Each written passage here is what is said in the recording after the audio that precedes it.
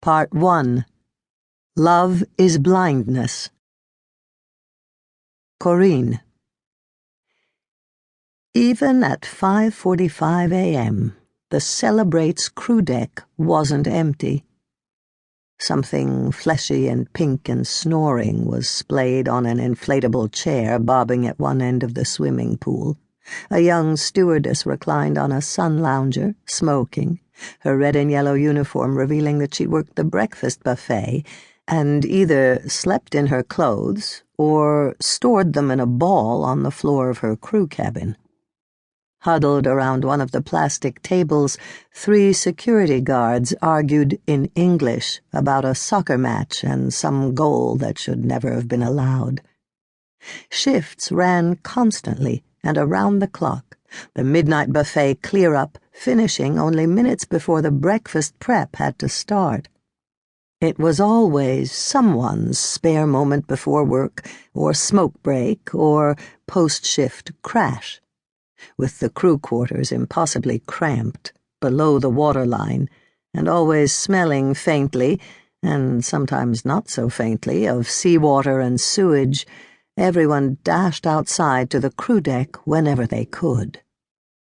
Blinking in the sunshine, Corinne stepped out onto it now, and paused for a moment while her eyes adjusted to the light. On the port side was an unoccupied table. Careful not to spill either of the 2 coffees she was carrying, she headed for it. Passing the table of security guards, Corinne felt the gaze of one of them, crawling up her cabin attendant's uniform to her face. The flash of him she had caught in her peripheral vision left a vague impression of youth, broad shoulders and closely cut blonde hair. The man's eyes, she felt sure, stayed on her all the way to the table, and lingered after she sat down. She didn't entertain for a second the notion that this attention was down to admiration or attraction. He was at least 3 decades her junior, and Corinne's face wore several more years than she had lived. On top of that, her hair was gray, her body weak and painfully thin. That left mild interest. What is a woman of her age doing working on a cruise ship? Which was fine, but also suspicion. What is she really doing here? And recognition. Don't I know her from somewhere? Which were not. The table stood unevenly on its legs, and she had to weight it with her elbows to keep it from rocking. It was also missing its parasol, and one off-white plastic leg was pockmarked with cigarette burns. Crew grade, in company speak.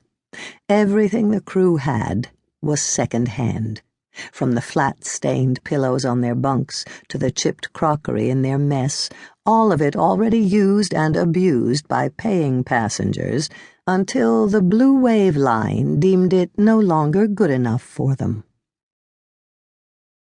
Corinne sipped her coffee until she felt the inquisitive guard's attention wander. A quick glance confirmed that his focus was back on the football debate. Then she checked her watch. She had about 5 minutes before Lydia arrived, wired and tired after her overnight shift. Lydia was her cabin mate, and over the past week, the first for both of them aboard the Celebrate, they had fallen into a pleasant routine.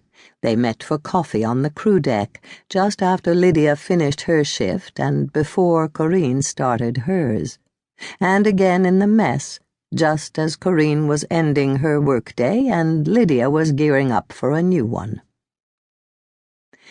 Lydia was young, just 21, and had never been away from her home in the north of England.